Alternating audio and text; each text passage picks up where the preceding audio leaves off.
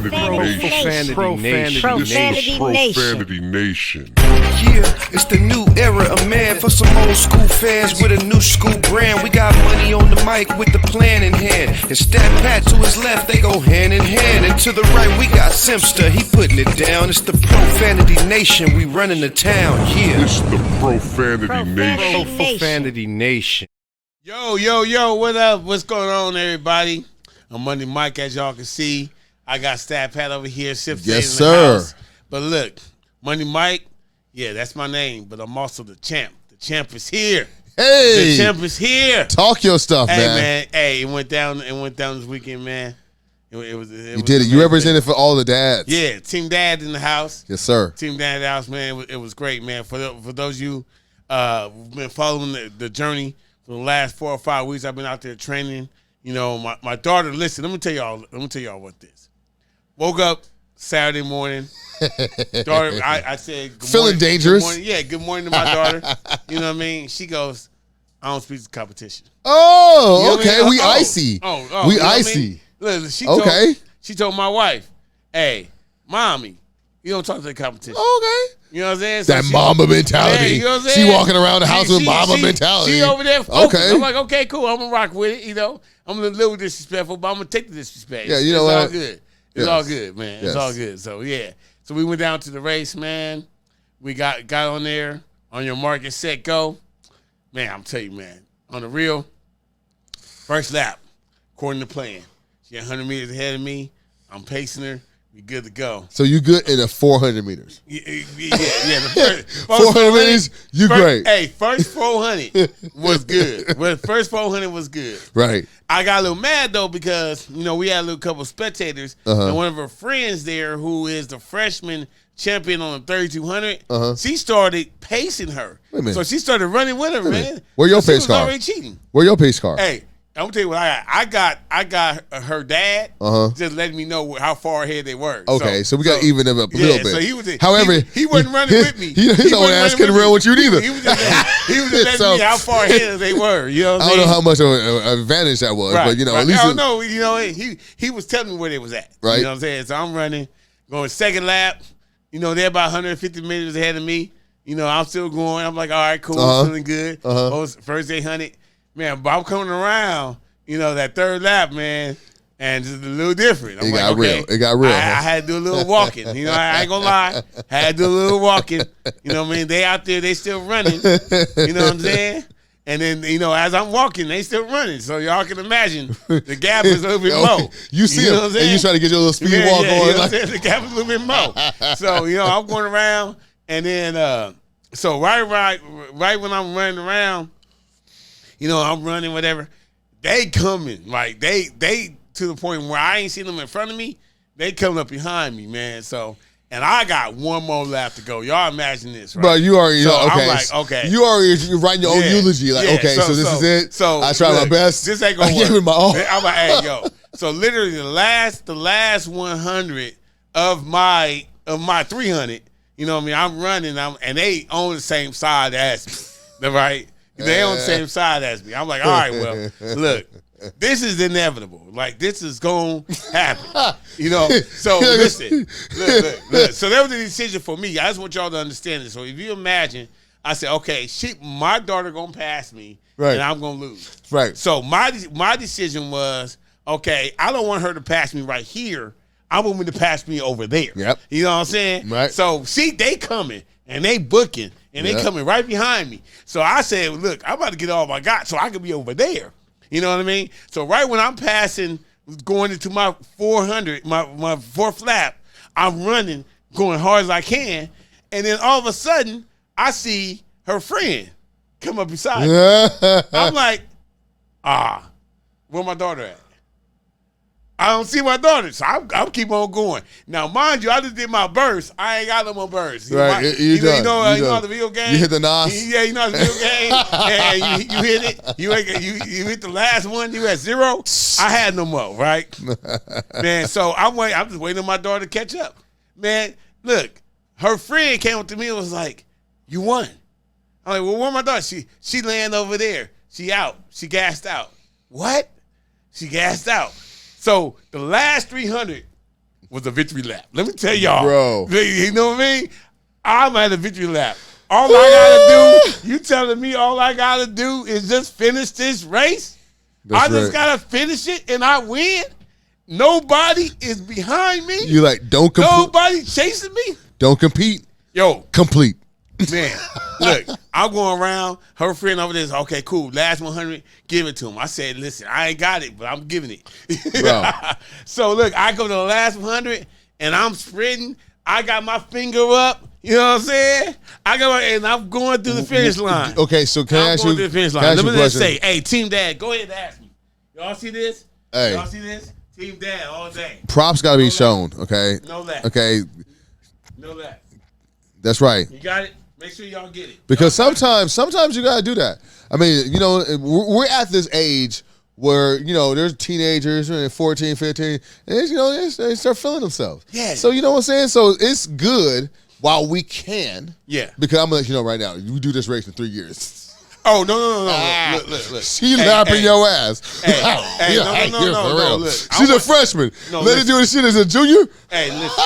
No. I want you to understand, man. I want you to understand that any man, you know, if you ever competed with your child, you know, there's a moment when you, if it's basketball, this racing, whatever, there's a moment where you beat your child, but you know that it's the last time that's gonna happen.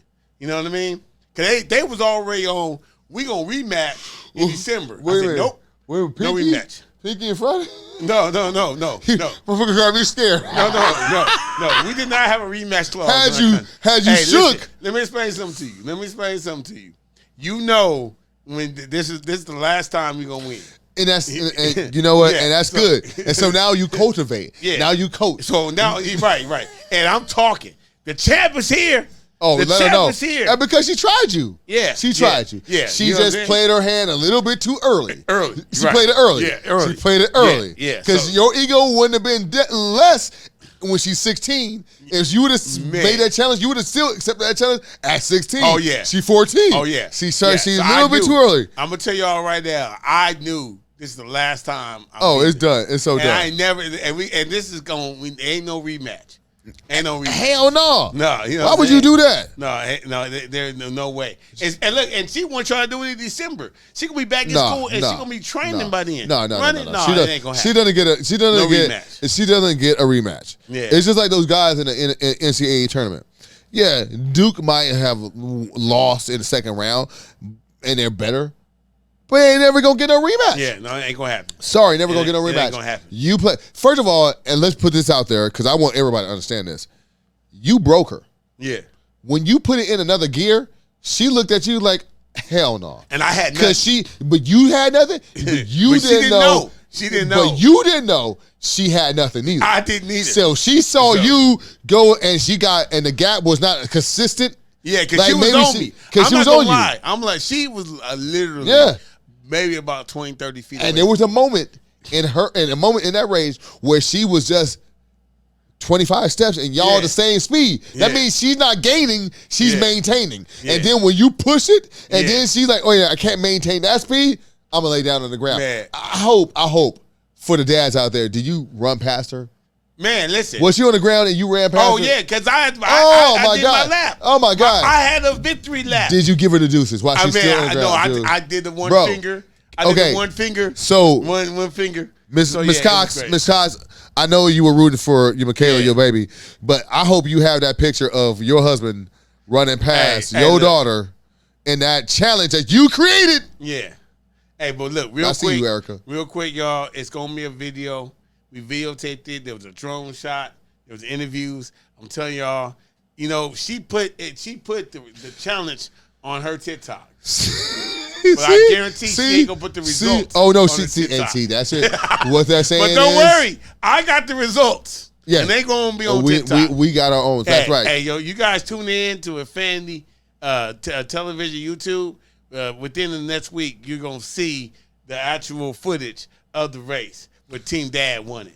But anyway, Hey, look, this is what it is, man. They make T-shirts, we make videos. That's right. Hashtag Petty Dads. Yeah, that's right. That's right. Hey, you know what? Sips ain't here, so I'm running this thing. Stat Pat was great. We wanted to make sure you give you guys the update. Yes, sir. Hey, we got a great interview with Brandon Williams. You don't know him yet, but with the ones that don't, he basically did all the announcing and had a whole lot of behind-the-scenes insight into the JBA and LeVar Ball. So we're going to go to break, and would you guys go ahead and check out this interview. It was great.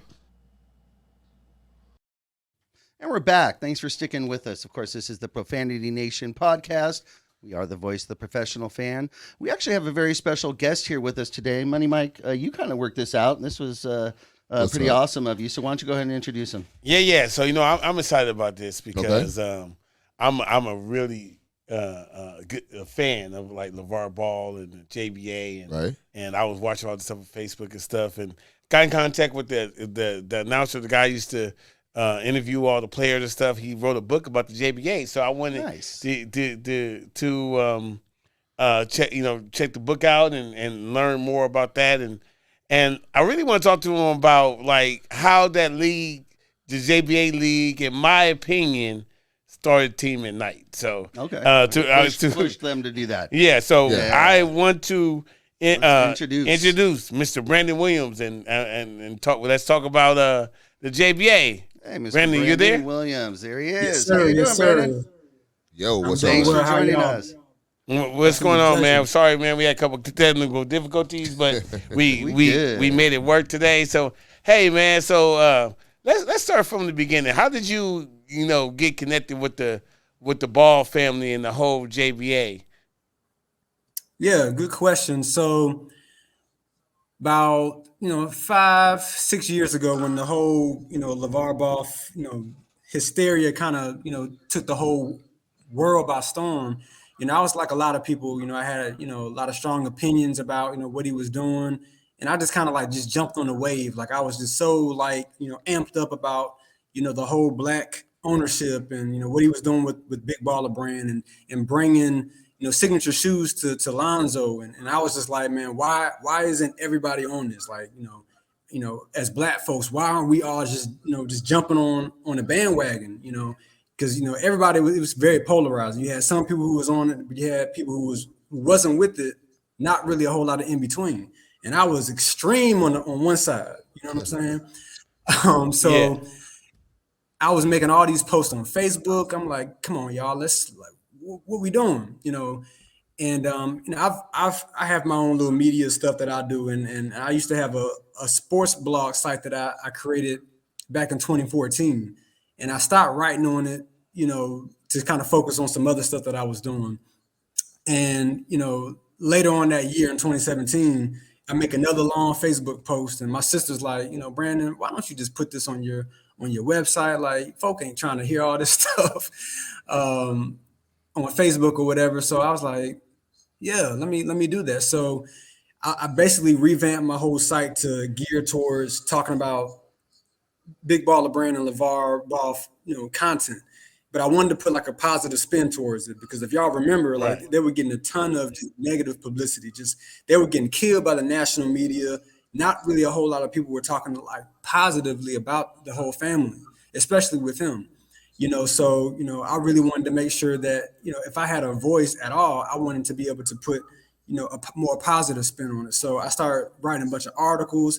I was heavy on Twitter, like I was constantly just talking about what they got going on. And word kind of got back to LeVar, like he was like reading my tweets and stuff. And he also saw like an article that I wrote about the Big Baller Brand water and how that could potentially put him in billionaire status. Yeah. And I don't know how heavily y'all follow like the Big Baller Brand Twitter page or LeVar's Twitter page. They never just retweeted anything. Like they retweeted like ESPN, Slam Magazine, and maybe like one or two other stuff, but they never just randomly retweeted. Exactly.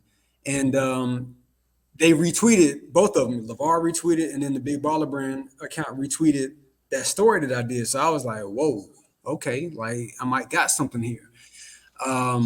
So fast forward to the question that you're asking me, like how I got fully involved, that kind of like jump started it. And then they had the JBA tryouts that were going on all across the country in the 8 cities. And I'm on the East Coast, so the closest that I was to was Atlanta. So I just took a leap of faith and I said, I'm just going to drive down to Atlanta. No real invite. I had talked to Alan Foster on the phone, but it was really brief, and he had so much going on. He really didn't really remember the conversation. So they knew who I was, but like there was no like warm referral or whatever to like say, hey, this is Brandon. He's going to come to Atlanta and just kind of jump through y'all's tryout. So, I go to the tryout and, I meet Alan. LeVar wasn't there, but Lonzo was there. Okay, let me ask you. Are you trying out to actually play, or are you trying out to commentate?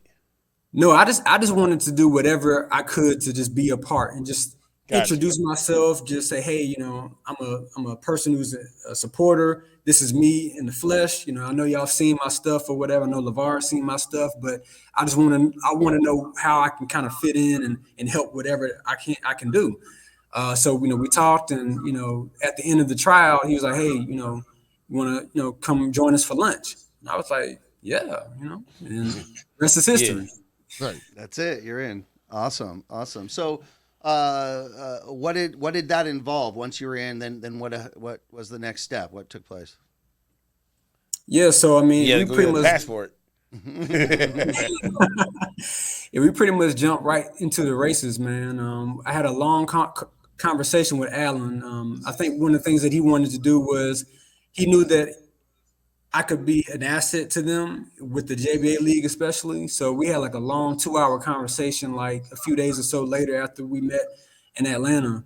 And at the end of it, he was like, yeah, I think you could really help us. And I really want you to be a part of what we're doing. He said, when can you come to LA? And I was like, when you need me. You know what I'm saying? Like I was teaching at the time. I taught middle school. Nice. And yeah, thank you. And so I booked a flight and I flew out there, and it's like, yeah, they were having like a coming home party for LaMelo and Jello because they had just came back from Lithuania. So if y'all watched the Ball in the Family reality show, they had an episode about that, and that's where I was on, and some of the other people that were a part of the JBA, and so that was like the next phase, and then we were off to the races from there, man. Yeah, so that's amazing. So I see. Here's the thing about it. Let me go back to how I kind of introduced you. Was with the JBA league and him doing that. It was such a groundbreaking thing that he did, where he basically told people, "Hey, if you don't go to college. If you know you one and done, you might as well go ahead and get paid." I forgot how much they were paying them. What, 40,000, 50,000? We'll pay you 40,000, 50,000, whatever. You can come and play overseas. Why would you go to college? You go straight to the NBA. So he changed the idea and the concept, and then the NBA did what they normally do is they all of a sudden came up with a team at night that was part of the G League that basically did the same thing. Do you believe that? I mean, that's what I believe, that was the NBA's counter to what LeVar Ball was doing. What do you think about that? Yeah, that's the sentiment that a lot of us had. I mean, if you remember, after the G League made that announcement, like Lonzo tweeted something that was like, this sounds familiar, or like, JBA, we kind of already did that. Right. And then you had the OTE, the overtime elite, like they essentially, it's like the exact same blueprint that we did, which I'm not mad at, but and this is the book, just want to throw that out there. Yeah, gotcha. Part of the sub headline is we did it first. And that's really just letting people know that, I'm not hating on what the G League is doing and what the OTE is doing, but don't forget about the hard work that we put in. Yeah, I know LeVar gets a lot of backlash. They don't like, his personality and how, braggadocious and all that is. But if you get past some of the antics or whatever, and you just focus on what actually happened, like there was an actual league that was put forth. There was players that were in the league. There was people that were behind the scenes in the league. People got paid. It was travel, all that was involved. And we showed people that this can be an alternative route to the NCAA. Not everybody wants to go to college and play. Some people want to go straight into the pros. They've been doing this overseas for years. And we brought this to the American landscape to say, this is something that can be sustainable if you can do it the right way. Yeah. So and look, and I really admire like LeVar Ball and everything that he was doing during that time because he basically made a worldwide phenomenon. I mean, like, that dude was going overseas and doing pop up shops and people and marketing Jesus. Like it was so many things that he was doing that I thought was really, really just groundbreaking. And I think they were hating because it actually was working. He was getting the attention. Yeah, that's basically I would think that it was because it started to work. It was like, okay, now we got to take this guy seriously. Before it was like, okay, well he's a loudmouth, he's gonna wash out. But everything he's doing now, there's actually like some positivity to it. So it's not like anything he touched turns to crap. It's basically everything he touches actually is like turns to gold. And so now, and they were looking at it before, they were trying to assassinate his character because they were trying to talk about, his parenting skills and everything. They're trying to find an angle to kind of go and tear him down and everything. But at the same time, under that microscope, you still had a guy that was still being positive. And at the end of the day, in retrospect, we got to give him his flowers now because he's a pretty good dad. You know what I'm saying? So, right. I mean, listen, I'm not trying to compare dads, but all I can say is when LiAngelo went overseas and got caught up, you ain't heard nothing else.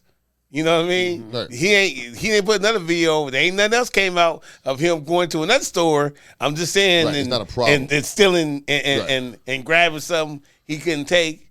The only worst thing that they've done after the mistake, because everybody makes mistakes, is getting a tattoo. Other guys that likes to be courtside, a little bit boisterous and keep it real. I'm not naming any names, but there are other dads out there that I think if you compare, and I'm gonna do it. Hey, I really respect LeVar and how he treated his kids and made sure that he knew that they were a brand and they had to act a certain way according to that brand. That was really what was taught. And I believe it like that. What do you think, Pat? No, you hit the nail on the head. I mean, we like you said, you have situations where one is like, it almost feels like he's just trying to be a fan too. I mean, we know who we're talking. The person who shall not be named, right? I guess we'll just say that, right? Yeah. But it's just that one is, he was loudmouth, but he was like there was some action to it. Like one guy is just living vicariously through his son, so it's just kind of like it's doubles, right? So, yeah, I mean, but going back to, having this blueprint for the NBA to literally take, and, he has to be the person to get all the credit at the end of the day. So, let me get back. So, going overseas and all those places that you had to play, and you obviously got the chance to be at every game and got to ask the first question. How was that for you? Yeah, it was cool, man. I didn't go overseas. That was after the first season. So, we went all over the country to all those different cities, but, it's crazy you asked me that question because I never did any sort of broadcasting, period. Okay. Like, that's how small the group of people that we had to put this thing together. When I say that we put it together in like a month and a half, that's all the time that we have. So think about if someone says, okay, not just putting together like a local basketball league, we're putting together a league that's going to travel across the country, and you got about a month and a half to do it, to do all that. And we're going to play in arenas, and we're going to do travel. And we're going to pay people. You see what I'm saying? And the game is going to be streamed live on a Facebook Watch platform. Like, it wasn't just like a Facebook page where you just stream it. Like, we had the actual Facebook people that was a part of it. Like, I went to Facebook office. First time I ever went to Facebook office. And, they was like, this is how we want it done. This is what the expectations are. We had meetings with Facebook every week. Like, it was like strenuous and like real deal. And they have me, little old me, and another guy, my guy, AB the Hero. They got us doing in-game broadcasting. Neither one of us ever did that. So I'm wearing that hat. I'm the director of media relations. I was doing social media. I had to do bios. Like, I had so much stuff to do. That's just me. And you loved it. And you loved every minute of it. I did. Exactly. Even as stressful as it was. Yeah, absolutely. I did that to provide context, because that wasn't just me that was doing that. That was, the other people that I mentioned, AB, and we had Brianna, Drea, Kurt, like all types of people, but it was only literally a handful of people plus some interns to help us. But it was very, very hard just to put that together in that short period of time. And normally, like, if you think like maybe the big three or the NBA or whatever league, they're going to have multiple people, at least 30, 40 people on staff. Oh, yeah, working on that. Exactly. And we had 10 at best. So, and that's one of the reasons why I wanted to write this book, and just to let people know, the journey and the story that we went through, because, it was hard, but we were able to make it through, and we had a whole season. It didn't get canceled like some leagues do. And it only ended because they wanted to end. So ended on their own terms. Yeah. All right. Hold tight, Brandon. What we're going to do, we're going to take a quick break. We're going to pay some bills really quick. And when we return, we're going to find out what's up next for you, all right? So Yes, don't go anywhere. You're watching the Profanity Nation podcast, Voice the Professional Fan. We'll be right back.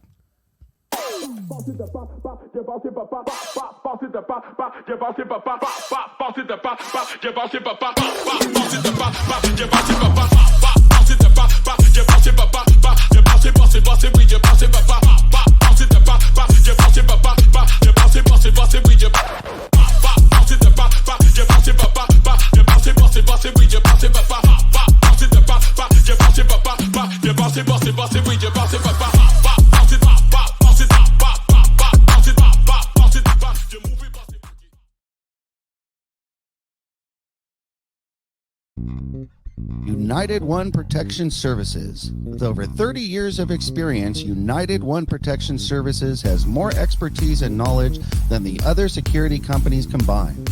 Residential, commercial, municipal, or institutional, United One Protection Services does more than just security. We protect your livelihood. United One Protection Services.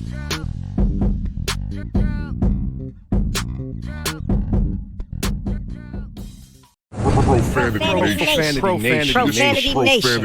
A podcast for the fans, by the fans. Dive deep into the topics the other shows miss. Raw and uncensored. And he's going to play team ball. His legacy is at stake. Rare, hard-hitting interviews with players, coaches, and you, the super fans. I'm not hating. I'm like, okay, cool. Good. 3 championships in 5 years. He's more than good, bro. Profanity Nation. Listen live or subscribe on your favorite podcast platform. Powered by Jesse Brown of Keller Williams. And we're back. We're back with the Profanity Nation podcast. And we got our buddy Brandon Williams here. He is formerly with the JBA. Let's go ahead and bring him on if we can. There he is. So what's next? That was quite an adventure that you went on, but you also gained some incredible experience. Let's talk about what's next. But you wore several different hats. What did you like the best? We'll say. So have you gravitated towards one of those, or are you still doing all of it? So you asked me what I like the best about being in the JBA, or I just want to make sure I answered it correctly. Oh, just all the different roles that you had. You had social media, you had broadcaster, you had, in a sense, producer. You had so many different roles. Which one out of that did you kind of like the best and really want to pursue more of? Well, I enjoyed the broadcast, and the reason why I did, because that was the best way that we can be a voice for the league, but also connect with the fans. There wasn't any other like publicity or media. We posted on social media through the JBA page and all that type of stuff. But in order for us to have like a voice, that's where me and my partner AB, that's where we were able to kind of to be that. You know what I'm saying? So that's what I enjoyed the most. But in addition to that, and probably even more so, was just being around the players. Like I told you, I'm an educator. I'm a teacher at heart. And basketball coach. Like, I've been coaching for over 10 years and just being around those kids, man. I say kids, but they were, young adults basically, just being around them every day, watching them just, enjoy the game that they love and feel like they're being a part of history. That was one of the things that I really just enjoyed day in and day out, just watching those guys and just developing a relationship. People ask me all the time about my relationship with Melo, but there was, 70, 80 other players that I was able to get to know and form relationships with. I loved Melo. He was everything you see on TV is exactly how he was in person. Just a wide-eyed kid that just, is in his own world, and the big smile. It takes him nothing to have to flash a huge smile and laugh and be silly. And he's been the same that I see from afar he was the same way 5 years ago. And that's what drew me to him. But there's so many things and so many other players that I was drawn to as well that I still have great relationships with to this day. Like, we still communicate on a regular basis. That's cool. And that's one of the big things that I take away the most from my time with the JBA.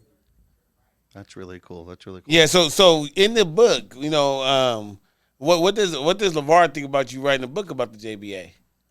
Have you talked to him about it at all? That's a good question. A lot of people ask me that. I did reach out to him last year because I started writing the book last year. And I talked to somebody that was, really, really close with him because I wanted to try to get like him, like maybe like be a part of like whether it's like the forward or like something I can get like a quote from him or something. Sure.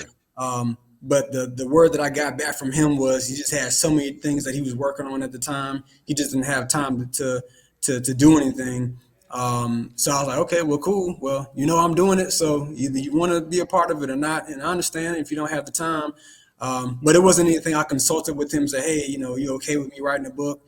The story needed to be told. And I wanted to be able to tell my story and tell the JBA story from my perspective because we did so many great things. And, it started with him. It started with Alan Foster giving me an opportunity. And it also started with, the people that I mentioned in terms of our little small team, as well as the players. And I just want to make sure that got out to the masses. Yeah, so you had said that JBA stopped because they actually kind of stopped it. But do you think that the JBA would be able to survive if they decide to start it up again? I think so. It had to be the right people. It had to be the right people that really want to see it, be what it initially was. And, the JBA can be, or the G League, the OTE, there's room for more. You see with the NFL and the XFL and the USFL, there's enough leagues for football, CFL. Right. Just like there would be enough if more people wanted to do basketball. You got the TBL, but in this case, for an alternative route to the NCAA, you'll find thousands and thousands of kids or players who want to have an opportunity to play this game professionally and not have to worry about sitting in the classroom. Like I've said, to other people before, one of the things that used to just kill me as a coach was when I had a player who was a great kid, but the academics part, it wasn't the fact that they didn't necessarily want to do it. They just struggled with it, but they got penalized because they couldn't make the grade, so it's the same concept that LeVar was saying. And he would always use the same analogy, why would I sit in the chemistry class if all I want to do is play basketball? I just want to play basketball. Like, why do I got to sit in the chemistry class and I'm never going to use chemistry for the rest of my life? Yep. But you saying I got to pass this class just for me to play basketball? Like there was some unfairness that was taking place. And, I'm glad that he was one of the first people to step up and say that, so that now you have these avenues like the G League and the OTE. But also, here's another thing, it also helped pave the way for NIL. It was always something that was kind of in the works. Shout out to Ed O'Bannon, who was also a board member for the JBA League. But I think stuff like this helped kind of push it towards as well. So all those things kind of intertwine and played a factor together. Yeah, I would agree. Yeah, so let's get into, man. Are you a Laker fan? You're about, what's your team? I'm a more of a players type of guy. So okay. I got a relationship with the Ball family. So any team that Lonzo and Melo was on, I'm always going to root for them.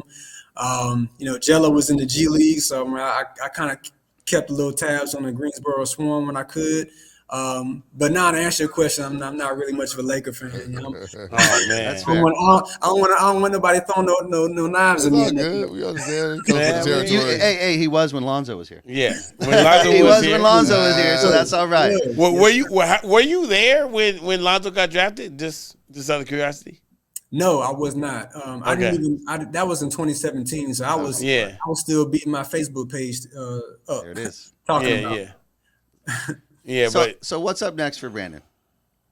Well, what's up next is really, I'm just trying to get the word out for this book, man. I really want this story to be, heard, from as many people, just to keep, the JBA and what we did, and just be mentioned along the same lines of like G League and OTE and just know that yes, we were the ones who started this whole wave. So I definitely appreciate y'all for having me on, and any and everybody who wants to hear my story. I'm game for anything. And I'm not going to stop until it's heard by everybody. And Excellent. They may or may not, but I'm gonna try. Excellent. Be sure while we have you here, be sure to tell our viewers and our listeners the best way to pick up the book, where they can find it. Yes, sir. Well, there's it's on Amazon, so that's probably the most efficient way. And the name of the book, just in case people are only listening because we have the podcast. Right. It's the JBA League, a league of our own. And like I said, you'll find it on Amazon. It's on a paperback version as well as the ebook Kindle version. So if you're an Amazon user, seems like 5 billion people are, of course, and you like to get it right then that might be the most efficient way. I do have a way that you can get it on my personal website if you want to get a signed copy. That's on BrandonWilliamsAuthor.com. Okay, perfect. If you purchase it there, then I'd be more than happy to ship it out and sign it for you and put a little personalized message in there. Perfect. Well, we really thank you for spending some time with us today. This has been really interesting. We knew there was a story there. We knew we had, you obviously knew it had to be told. But we really appreciate you spreading the word and telling the truth on the JBA and what took place. And we agree it's a story that needs to be told.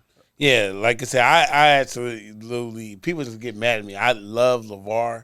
I love everything he stood for. I always thought it was funny, though, because, me personally, I talk a lot. That's why I have a podcast. I talk a lot. And my kids know I talk a lot, right? So what happens is, I have a 15-year-old. She'll go, oh, that's this day talking again, about anybody. Because I can talk to anybody about anything. And that's what I'm known for. But my kids, because my kid's been with me for 15 years, she's used to me talking to anybody and everybody about anything, right? So that's why it always was funny to me. Every time they ask LeVar, Lonzo, and Angelo, does your dad bother you? Yeah. I'm like, he's been doing this for, how old am I? 20 years. Right. This is what my dad has been doing this all my life. So where it was, he actually finally got a platform and got put on ESPN and was saying all these outrageous things. These are things that the kids have been hearing all their life, Right. So that's I always thought it was funny where how other people would react, but the kids never did. Right. Yeah. Thanks again, Brandon. Thanks again. We'll be sure to keep up to date. Oh, you know what? Yeah. Since you're with us, let's stick around for a sec. We always finish the show with a segment we call Money Mike's Out of Bounds. Money Mike is going to share his thoughts or opinions on a topic, and he just wants to know if those thoughts or opinions are in bounds or out of bounds. So we're all going to have a say here, Mr. Money Mike. Look, you got the mic. Y'all always say this every week. Y'all got to agree with me. But for real, y'all got to agree with me. Okay. So recently, the Lakers decided to extend this dude, Anthony Davis's contract. Yep. Right? And this dude is getting outrageous money. Like at the end of the contract, they're gonna give him $66 million is what they're talking about giving Anthony Davis in 1 year. And I don't think he's ever played more than 60 games. You know what that got me to thinking? That got me to thinking that this is what the Major League Baseball does. When they'll give Albert Pujols $300 million, and they know the last 3 years of that is he's gonna be washed up by then, right? It'll be a 10-year contract. So they will pay him when he's in his prime, and they know by the time the end of the contract is, he'll be out of his prime. Look, am I out of bounds to say that this is like a Major League contract? Because we know in 2029, when he's due to get the $66 million, he ain't gonna be worth that. I think you're out of bounds only because out of bounds. Yes, only because of this.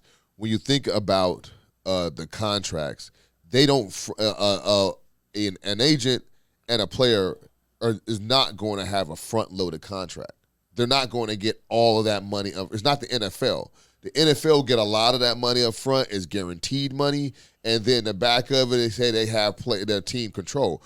In the NBA, the salary only escalates as we get later into the contract. It always goes up. It always start at 46 million, 56 million, then it gets to 60, and now we're talking about the last year of his contract, 69 million. Look at James Harden contract. This is the biggest it's going to be. So I'm just saying, based just upon how the structures of the contract work, AD is not going to sign an extension unless he's going to get paid at the end of his contract, and especially knowing that it's guaranteed. But is it good for the Lakers though? We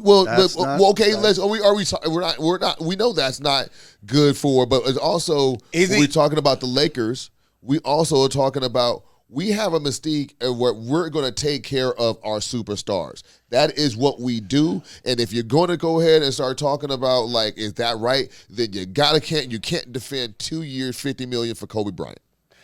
You can't do it. He doesn't keep the same energy there. You see what I'm saying? You can't do it. Let's go to our guest. Hang on, let's go to our guest. Brandon, is Money Mike inbounds or out of bounds? $66 million in 2028 for Anthony Davis. Let's go, Talker.